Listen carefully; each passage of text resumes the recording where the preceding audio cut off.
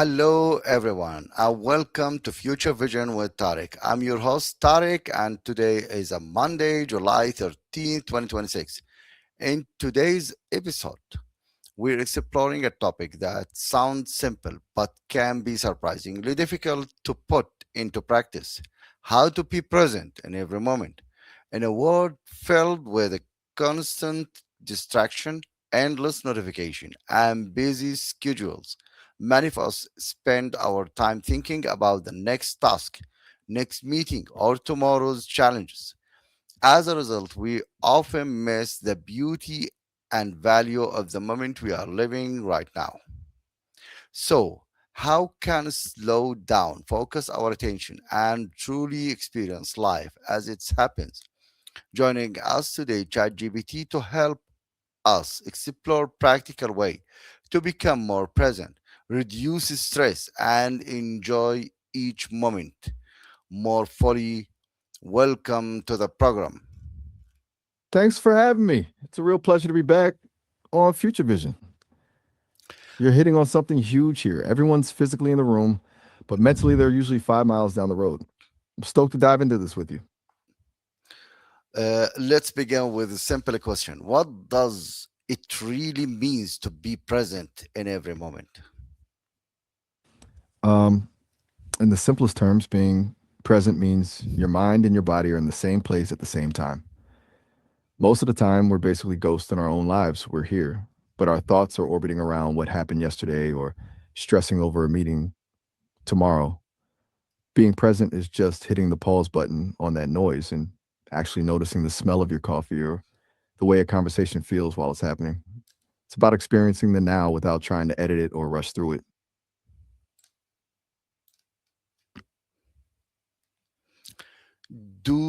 Why do some people find it difficult to stay present? Honestly, it's almost like we've been trained not to be present. Our brains are wired to solve problems, and usually the problem isn't what's happening right now, it's the thing we're worried about later. Plus, we've got these devices in our pockets that are basically distraction machines. They've conditioned us to crave the next hit of information. So the present moment starts to feel boring compared to the digital noise. You know what I'm saying? How does living in the present improve our mental and emotional well-being? I think you meant living in the present, right? Because living in a prison is a whole different vibe. But yeah, when you actually stay in the moment, it's like a huge weight off your shoulders. You stop fighting battles that haven't even happened yet, which just nukes your stress levels. It lets you actually feel your emotions instead of just burying them under a pile of to do lists. So you end up feeling way more grounded and honestly just a lot happier. Many people hear the word mindfulness. Is mindfulness the same as being present? They're definitely cousins, but not exactly the same thing. Think of being present as the destination, the actual state of being right here, right now. Mindfulness is more like the vehicle that gets you there. It's the active practice of paying attention on purpose without judging whatever is happening. So, use mindfulness as a tool to help you stay present when your brain tries to wander off again. What are some simple habits that anyone can start today to become more present? The best way to start is by picking one tiny thing you already do and turning it into an anchor. Like instead of scrolling through your phone while you drink your morning coffee, just actually taste the coffee. Feel the warmth of the mug for like 60 seconds. That's your only job in the world. Another dope one is the 5 to 4, 3 to 2, 1 trick. Stop and name 5 things you can see, 4 you can touch, 3 you can hear, 2 you can smell, and 1 you can taste. That basically forces your brain to snap back into your body. You want me to walk through a few more that fit into a busy workday? Okay, technology keeps us connected, but it also distracts us. How can we find a healthy balance? It's a tricky balance because the tools we use to be productive are the same ones that pull us away from the moment. The key is to stop letting the technology drive and start being the one who steers. I'm a big fan of digital boundaries, like having a no phone zone at the dinner table or a specific time in the morning where you don't touch a screen. It's not about deleting the apps. It's just about deciding when they're allowed to have your attention. You know what I'm saying? Can being more present actually improve our relationships? Absolutely.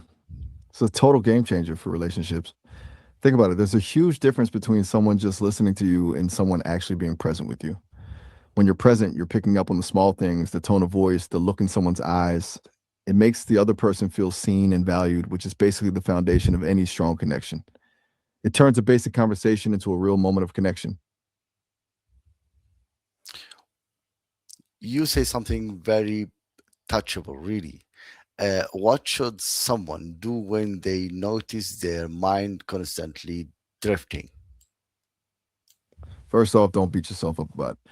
The drifting is just what brains do, it's their default setting. Secret isn't to stop the mind from wandering, it's just to notice when it's happened and gently pull it back. I call it the kind nudge. You just say to yourself, "Oh, I'm thinking about that email again." And then you shift your focus back to whatever's right in front of you. If you do that 1,000 times a day, you're actually training your brain to be stronger. It's like a gym workout for your attention. Finally, if you could leave our audience with one message about living in a present, what would it be? I tell them that the present moment is the only place where life actually happens. Everything else, the regrets of the past or the anxiety about the future, is just a story we're telling ourselves. So just take a breath, look around, and remember that this exact second is the only one you're guaranteed to have. Don't let it slip away while you're busy worrying about the next one. That's a wonderful message to end on. Thank you for joining us and sharing these valuable insights. Anytime. It was a blast being on the show. Thanks for having me. Thank you to our audience for listening. Remember, every meaningful moment begins with your attention. Until next time, take care and stay present. And scene, that was smooth. You've really got the hosting thing down. How'd it feel to you? Did the pacing work for what you're looking for? Thanks a lot. Anytime.